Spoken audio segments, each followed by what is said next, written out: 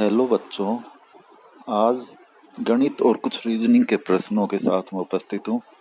तो आइए प्रश्नों को शुरू करते हैं। पहला प्रश्न है, श्रेणी 1+3+5 ऐसे ही चलते जाए, मतलब जमा में 7+9, तो इनके कितने पदों को क्रमबद्ध किए जाने पर योग 19,600 हो जाएगा। तो देखिए ये श्रेणी किन की है, 1, 3 और 5 और 7, 9 ऐसे चले तो कैसी संख्याएं हैं? विषम संख्याएं। और आपको पता ही है कि विषम संख्याओं का योग हमेशा क्या होता है? n square. मतलब प्रथम n विषम संख्याएं हैं तो उनका जोड़ कितना होगा? n square. जैसे पहले हम 3 ले, यदि तो पहली 3 विषम संख्या है क्या? 1+3+5, तो इनका जोड़ क्या है? 9 आया, 3 का स्क्वायर। ऐसे अगर 4 लोगे आप, 7 और जोड़ोगे तो 16 हो जाएगा, 4 का स्क्वायर। तो पहली जो n विषम संख्या है उनका जोड़ कितना आता है? n square. ये फार्मूला है तो ये याद रखिए। तो n स्क्वायर बराबर यहाँ कितना दिया है? 19600। तो n क्या हो जाएगा? इसका स्क्वायर रूट हो जाएगा, बस इसका वर्गमूल निकाल लीजिए 19,600 का। तो 19,600 का वर्गमूल निकालोगे आप, 2 जीरो का वर्गमूल 1 जीरो आ गया। और 196 किसका वर्ग होता है? 14 का, तो 140 आ गया। ये ए ऑप्शन इसका सही उत्तर होगा। तो ये आपने फार्मूला याद रखना है कि प्रथम n विषम संख्याओं का योग n स्क्वायर होता है। दूसरा प्रश्न, दो संख्याओं का महत्तम समापवर्तक और लघुत्तम समापवर्तक का अनुपात 1:35 है और उनके महत्तम समापवर्तक और लघुत्तम समापवर्तक का योग 864 है। तो एक 864 को आप 1:35 में बांट लीजिए तो महत्तम और लघुत्तम पता हो जाएगा हमें। तो 864 गुणा में महत्तम का अनुपात कितना? 1 बटे में अनुपाती योग 36। अब काटिए आप इसे, 36 दूनी 72, 2 पे गया, 14 बचा, तारे 4, 144, 4 पे गया, 36 चौके 144, तो 24 एकम 24 आ गया है। ये तो आ गया महत्तम। और लघुत्तम दोनों जोड़ 864, उसमें 24 घटा लीजिए तो वो कितना आ जाएगा? 840। तो हमें अब इनका HCF 24 और LCM 840 है, वो पता लग गया। और एक संख्या भी पता है 120 है और दूसरी संख्या ज्ञात करनी है। तो अब आप फार्मूला लगा लीजिए कि first number into second number is equal to HCF into LCM। तो सेकेंड नंबर क्या हो जाएगा? HCF और LCM की गुणा बटे में जो एक नंबर दिया हुआ है वह है। तो 24 गुणा में 840 बटे में एक नंबर दिया हुआ है वो कितना है? 120। ये फार्मूला लगाया हमने कि जो दो संख्याएं होती है उनका गुणनफल सदैव उनके लघुत्तम और महत्तम के गुणनफल के बराबर होता है। LCM और HCF के गुणा के बराबर होता है। तो 0 से 0 और ये काटा, 12 साते 84 और 24 साते 168। ऑप्शन बी उत्तर आ गया इसका, 168। तीसरा प्रश्न है, 400 सैनिकों के लिए 31 दिनों का भोजन है। 28 दिन बाद 280 सैनिक चले गए। शेष सैनिकों के लिए शेष भोजन कितने दिन तक पर्याप्त रहेगा? तो देखो 400 सैनिक 31 दिन खाते, उनमें से 28 दिन तो वो खा चुके हैं वो 400 सैनिक, तो उनके लिए अब कितने दिन का भोजन शेष बचता? अगर वो भी रहते तो 31 में 28 घटा लीजिए, 3 दिन का भोजन था शेष। अब वो 400 की खाते जब 3 दिन चलता तो यानी कुल कितना यूनिट वजन है? 400 गुणा में 3, 1200 यूनिट वजन है। अब बचे कितने सैनिक है? 400 में से 280 चले गए, तो 400 में से 280 घटा लीजिए तो कितने बचे? 120 सैनिक बचे हैं। तो अब इनके लिए वजन कितना दिन चलेगा हमें यह ज्ञात करना है। तो 0 से 0, 3 चौक 12 और 4 से 40 को काटोगे आप तो 10 आ गया उत्तर, 10 दिन। तो फिर समझ लीजिए कि 400 सैनिकों के लिए 31 दिन का भोजन था, उनमें से 28 दिन तो भोजन खा चुके हैं। तो अब हमारे पास प्रश्न ये बन गया कि 400 सैनिकों के लिए 3 दिन का भोजन है। 31 में से 28 दिन कम हो चुके हैं तो 3 दिन का भोजन है। तो 400 सैनिकों के लिए था 3 दिन का भोजन। तो एक सैनिक के लिए कितने दिन का हो गया? 400 गुणा में 3, 1200 दिनों का। और अब बचे हैं कितने सैनिक? 120, क्योंकि 280 चले गए। तो 120 सैनिकों के लिए कितने दिन का वजन है? 1200 बटे 120 यानी 10 दिन। अगला प्रश्न, एक दल 15 दिन के लिए एक यात्रा पर जाता है। उनके पास पर्याप्त मात्रा में खाद्य सामग्री उपलब्ध है, मतलब दल के लिए 15 दिन की खाद्य सामग्री है। यदि 5 दिन के बाद 20 लोग दल में शामिल हो जाते हैं तो 5 दिन तो उन्होंने भोजन खा लिया। तो अब जो शुरू में जो दल में व्यक्ति थे उनके लिए 10 दिन का बचा था। लेकिन 20 और शामिल हो गए, तो जिससे शेष खाद्य सामग्री 4 दिन पहले समाप्त हो गई। मतलब वो जो कि आगे 10 दिन चलनी थी वो 4 दिन पहले, यानी कुल मिलाकर 6 दिन में ही समाप्त हो गई।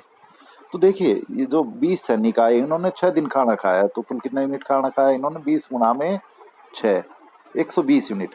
और ये अगर नहीं आते तो वो 4 दिन भोजन और चलता, यानी जो पहले से जो जितने दल में शामिल थे वो व्यक्ति वो 4 दिन में खाते इतनी यूनिट। तो एक दिन में कितनी यूनिट हो गई, इसे काट लीजिए आप, 4 पंजे 20 और 5 6 30, ऑप्शन 20 का सही उत्तर आ गया। फिर दोबारा समझ लीजिए कि 15 दिन का भोजन था, लेकिन 5 दिन तो खा चुके हैं, तो अब हम यही पढ़े कि 10 दिन का भोजन था एक दल में कुछ व्यक्तियों के लिए, और फिर 20 लोग और शामिल होने की वजह से वो 4 दिन पहले यानी 6 दिन में ही समाप्त हो गया। तो ये जो 20 व्यक्ति आए इन्होंने 6 दिन भोजन किया है, तो कुल 6 20 गुणा में 6 120 यूनिट इन्होंने भोजन किया है। अगर ये नहीं आते तो ये 120 यूनिट जो पहले जितने व्यक्ति थे उनके लिए 4 दिन पर्याप्त रहती, क्योंकि 4 दिन और चलता हो। तो इसको 4 से भाग कर लीजिए, मतलब पहले कितने व्यक्ति थे दल में, कुल व्यक्तियों की संख्या ये पहले की पूछिए, जो आए हैं 20 लोग उससे पहले की, तो वो कितनी आ गई? 30 व्यक्ति। अगला है एक नल खाली टंकी को 12 घंटे में भर सकता है। टंकी में 2 छेद है जो पूरी भरी हुई टंकी को क्रमशः 30 घंटे और 24 घंटे में खाली कर सकते हैं। यदि नल तथा दोनों छेद एक समय पर खोल दिए जाए तो टंकी कितने समय में पूरी भर जाएगी? तो 12 घंटे में भर रहा है, और पहला छेद 30 घंटे में खाली कर रहा है और दूसरा छेद 24 घंटे में। तो इनका हम एलसीएम ले 12, 30 और 24 का, तो कितना आ जाएगा? 120। अब 120 लीटर की आप टंकी मान लीजिए, तो पहला 120 लीटर को कितने घंटों में भर रहा है? 12 में, तो हर घंटे में कितना भरेगा? 120/12 10। ऐसे ये खाली कितना करेगा? 120/30 4, और ये खाली कितना करेगा? 120 में -24 को करेंगे तो -5। तो देखो 10 भरने वाला भर रहा है और तीनों एक साथ खुले हुए हैं, और उनमें से ये 9 खाली कर रहे, तो मतलब हर घंटे में कितना भर रहा है? 1 यूनिट भर रहा है। तो 120 हमने भरना है, तो 120/1, 120 घंटा इसका सही उत्तर आ जाएगा, ऑप्शन बी। अगला प्रश्न है, यदि 2 पाइप ए तथा बी एक साथ खोले जाते हैं तो किसी टैंक को भरने में 20 घंटे लगते हैं, मतलब दोनों मिलकर ए और बी 20 घंटे में भरते हैं। यदि 5 घंटे के बाद पाइप बी को बंद कर दिया जाए, मतलब दोनों 5 घंटे तो खोल लें, तो 20 घंटे में पूरी टंकी को भरते हैं, तो 5 घंटे में कितने भरेंगे? 5/20, 1/4 टंकी इन्होंने भर दी है 5 घंटों में। और बची कितनी? एक में से 1/4 घटाओगे तो कितनी बचेगी? 1 घटा 1/4, 3/4, 3/4 बचेगी अभी जो भरनी है। तो इस 3/4 को बी को हमने बंद कर दिया, तो कौन सा चालू? ए 40 घंटे में और लगाता है इसे भरने में 3/4 को, तो ए 3/4 को भर रहा है 40 घंटे में, तो पूरी को कितने में भरेगा? ये उधर ले जाएंगे तो पलट के गुना हो जाएंगे, 4/3 यानी 160/3 घंटे में भरेगा ये अकेला उस पूरी टंकी को। तो अब ये सवाल ये बन गया कि ए और बी मिलकर 20 घंटे में भरते हैं, और अकेला ए भर रहा है 160/3 घंटे में, तो अकेला बी उसे कितने समय में भरेगा? तो 20 और 160 का एलसीएम कितना आ गया? 160 यूनिट की आप टंकी मान लीजिए। तो दोनों मिलकर 20 घंटे में भर रहे हैं 160 यूनिट को, तो हर घंटे में कितने भरे? 160/20 यानी 8। और जो ए है वो 160/3 घंटे में भर रहा है, तो हर घंटे में कितना भरेगा? 160/160/3, तो गुणा में बदलेंगे तो 160 गुणा में 3/160 यानी 3 यूनिट ए भर रहा है। तो बाकी बी भर रहा है 8 में से 3 घटा लेंगे, तो बी की प्रति घंटे यूनिट कितनी आ गई? 5। तो 160 यूनिट को बी कितने भरेगा? 160/5, 32 घंटा, ऑप्शन 20 का सही उत्तर होगा। अगला प्रश्न, 3 पाइप किसी टैंक को क्रम से 12, 15 और 20 घंटे में भर सकते हैं, तो 12, 15 और 20 का एलसीएम ले लीजिए आप, 60 आ गया। तो 60 यूनिट की हम टंकी मान ले। अब ए कितना भरेगा? 5, 60/12, बी 60/15 4 और सी 3। अब आगे का, यदि तीनों पाइपों को बारी बारी से 1-1 घंटे के लिए खोला जाता है तो टैंक कितने समय में भर जाएगा? तो देखिए पहले घंटे में ए खोला, दूसरे में बी, तीसरे में सी, तो एक बारी हो गई, तो 5 + 4 + 3 12 भरी इन्होंने 3 घंटे में, एक बारी 3 घंटे की, तो 60 भरने में कितनी बारी आएगी? 60/12 5 बारी आएगी 3-3 घंटे की, तो 3 गुणा में 5, कुल 15 घंटे इसका सही उत्तर होगा, ऑप्शन डी। अगला प्रश्न है, यदि किसी मूलधन पर चक्रवृद्धि ब्याज की दर से दूसरे और तीसरे वर्ष प्राप्त होने वाली राशि क्रम से 32,448 और 33,745 रुपये 92 पैसे हो, तो ब्याज की दर कितनी होगी? तो देखिए आप इस सवाल को यूँ समझिए कि कोई राशि है वो चक्रवृद्धि ब्याज पर 2 वर्ष बाद 32,448 हो गए और 3 वर्ष बाद 33,745 रुपये 92 पैसे। यानी ये मिश्र धन है 2 वर्ष और 3 वर्ष के बाद के। तो जो 2 वर्ष का जो मिश्र धन है वो तीसरे वर्ष के लिए क्या बन जाएगा, मूलधन। तो जो 32,448 है वो 33,745 रुपये 92 पैसे 3 साल बाद हो गए। तो जो इनका अंतर आया वो जो 32,448 पर है वो ब्याज हो गया 1 वर्ष का। तो अब आप दर का फार्मूला लगा के दर निकाल लेंगे। अब ऑप्शन से हम सीधा ट्राई कर ले, क्योंकि देखो आंसर में पीछे कितना आ रहा है, 2 आ रहा है। तो 2 तभी आएगा जब हम 8 को, जैसे 32,448 में इकाई का अंक कितना है 8, अगर 8 को हम ऑप्शन में 2 से गुणा करेंगे तो 8 दूनी 16, 6 आएगा पीछे। वो तो नहीं है ऑप्शन जो हमारा 2 लाना हमने। फिर 8 से भी गुणा करेंगे तो 8 8 64, 4 आएगा, वो भी नहीं है। 6 से गुणा करेंगे तो 8 6 48, वो भी नहीं है। और 4 से गुणा करेंगे 8 को, जो 32,448 का 8 वो ले रहा हूँ, इसे 4 से यदि आप गुणा करोगे तो 4 8 32, यानी जो आंसर है उसमें 2 इसी से ही आ रहा है। तो आप अगर फार्मूले से भी निकालोगे तो ऑप्शन डी इसका उत्तर आ जाएगा कि दर बराबर है ब्याज गुणा में 100 बटे में मूलधन गुणा में समय। तो जो अंतर आता है उसको हम 100 से गुणा करते हैं और बटे में 32,448 अगर लेते हैं तो क्या आ जाएगा, इसका आंसर डी ऑप्शन, यानी कि 4%। अब अगला प्रश्न है,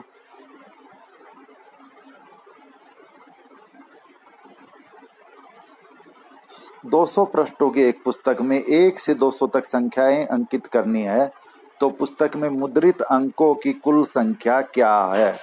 तो देखिए हमने 1 से 200 तक संख्याएं लिखनी है पेजों पर। तो 1 लिखोगे, 2 लिखोगे, ऐसे लिखते जाओगे आप। तो पहले 9 पर 1 2 3 कुल मिला के 9 अंक इस्तेमाल होंगे, एक एक अंक होगा। ऐसे ही अब 10 से जो 99 तक है, 10 से लेके 99 तक की कुल 90 संख्याएं बनेगी, ये 2 अंकों की बनेगी। तो 90 गुणा में 2, इनको लिखने में 180 अंकों का प्रयोग होगा।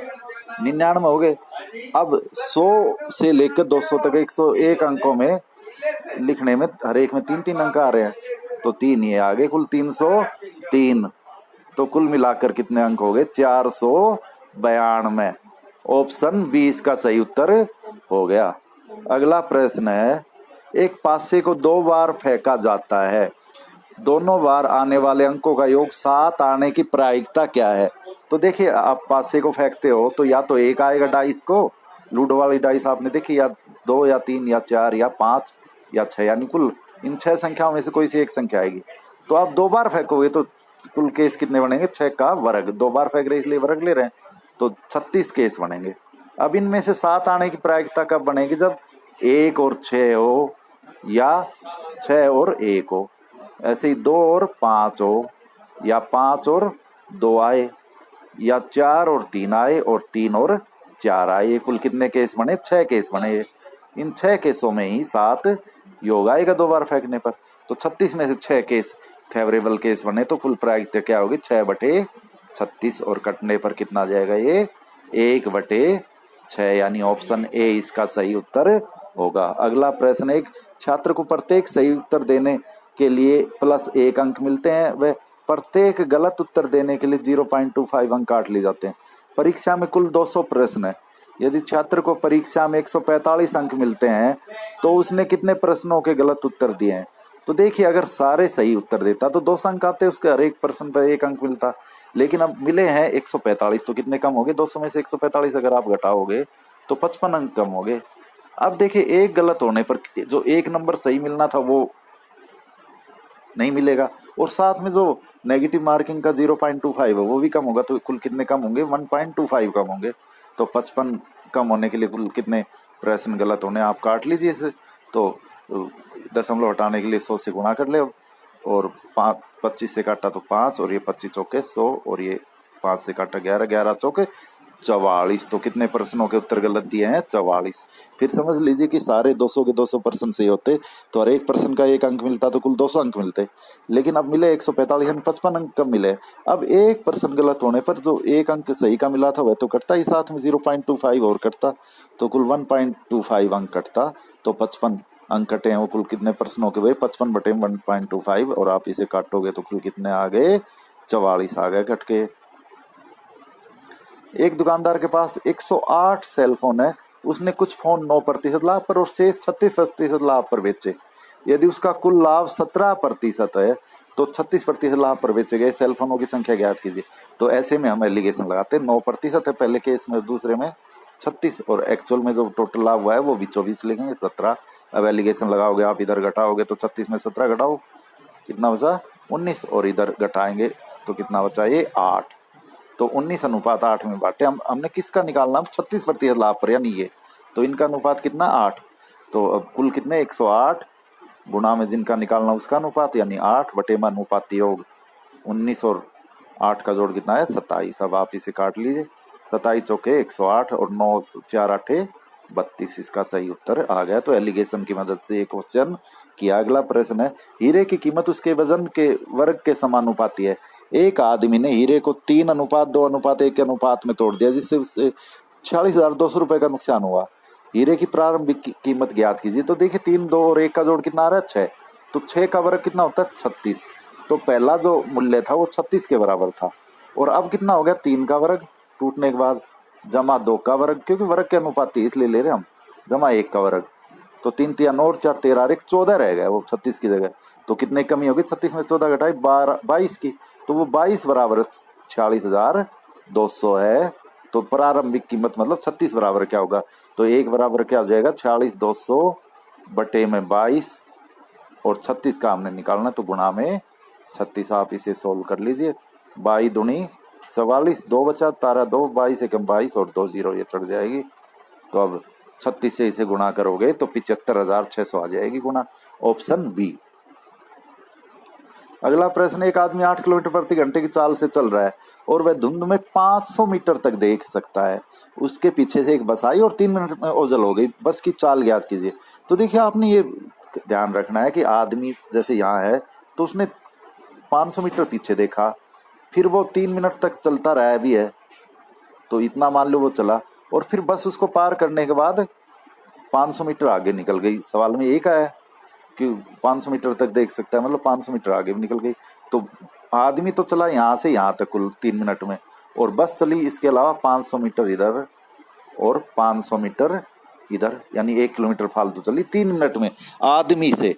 तो आदमी से एक जो बस है 3 मिनट में चलती है 1000 मीटर फालतू यानी 1 किलोमीटर, तो 60 मिनट में कितनी चलेगी, 20 गुना टाइम है तो दूरी 20 गुना हो जाएगी, यानी 20 किलोमीटर फालतू चलेगी आदमी की चाल से। आदमी की चाल कितनी दी है सवाल में 8 किलोमीटर प्रति घंटा, तो बस की कितनी हो जाएगी 28 किलोमीटर प्रति घंटा, ऑप्शन 20 का सही उत्तर होगा। फिर समझ लीजिए कि बस आ रही है तो आदमी ने पीछे देखा तो 500 मीटर दूर बस दिखाई दी, और फिर वह चलता रहा है इसी दौरान लगातार, और फिर बस उसको पार कर गई 3 मिनट में, बस ओझल भी हो गई, और कुल आदमी इसका मतलब 3 मिनट तक चलता रहा है, और बस ने जो आदमी को क्रॉस किया उससे पहले 500 मीटर पीछे थी वो, प्लस में आदमी को क्रॉस करने के बाद 500 मीटर दूर जाकर ओझल हुई, वो इतनी दूरी तय की, मतलब 500 पीछे की तरफ और 500 आगे, कुल 1000 मीटर 3 मिनट में अधिक दूरी तय की है।